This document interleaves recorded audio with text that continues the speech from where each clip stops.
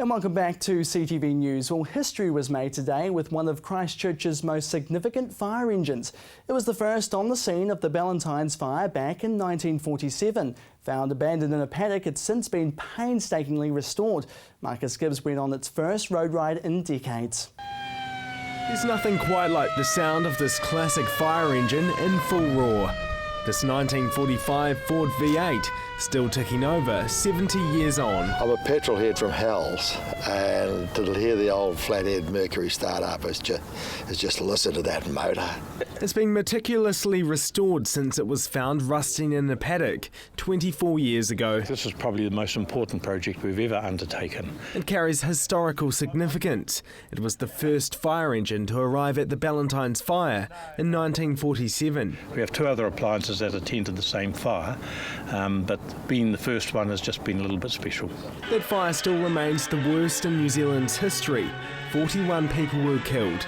In total, 200 firefighters and 20 engines were used to fight the blaze, and now Christchurch has this fire engine as a lasting reminder of one of the city's darkest days. 68 years on from that devastating day, what better way to celebrate the restoration of this wonderful truck than by taking it to Woolston's fire station to show an officer who went to his first fire on the back of it 45 years ago. Watching the revelation of this thing come out, all gleaming and cleaning, and realising that this was the very first engine I ever went to a fire on. It didn't bring a tear to the eye because we're hard men here, but it felt good. It's certainly not as reliable as the modern fire engines, but it's a powerful beast. These are more sort of brute strength and power rather than refinement like you'd get on the more modern fire engines. And it may be 70 years old, but it still carries pretty amazing technology inside. Even a working siren. If you have a look actually under that bonnet there, you'll see that there's a siren of the old sort, like the air raid sirens, which is driven off a belt. Everything's electronic now. Some of them don't really seem to have the same amount of drive as the old sirens. These ones would rise and fall with the excitement of going to the fire.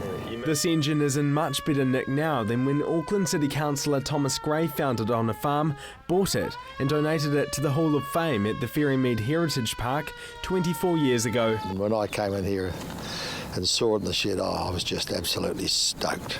It was a brilliant, brilliant restoration. It looks fantastic. The team who have worked on it have fallen in love with this engine. It was terrible condition, really. Yeah, so all the bodywork had to be removed and start from scratch. And all the wood underneath the bodywork itself was rotten, so we've had to strip it right back down to the chassis and rebuild everything from the driver's seat backwards. It's cost the Fire Services Historical Society $10,000 to repair this truck, and it's taken the best part of 4 years. Got firstly frightened by the estimates of cost when we first got the machine from Thomas, and estimates were up around $50,000-$60,000. And we thought, we've hardly got $5, so that was a bit tough. But as more volunteers came on board, the costs came down. Altogether, around 25 people have spent time working on this. Freshly restored to its former glory, this fire engine will sit pride of place within a sizable collection of more than 80 fire appliances. The reality is that we have a huge, huge asset here for the city, and most people don't even know it's here, and that's a bit sad. The hope is this flagship attraction will get the punters out, and it may soon be joined by another two engines currently under restoration.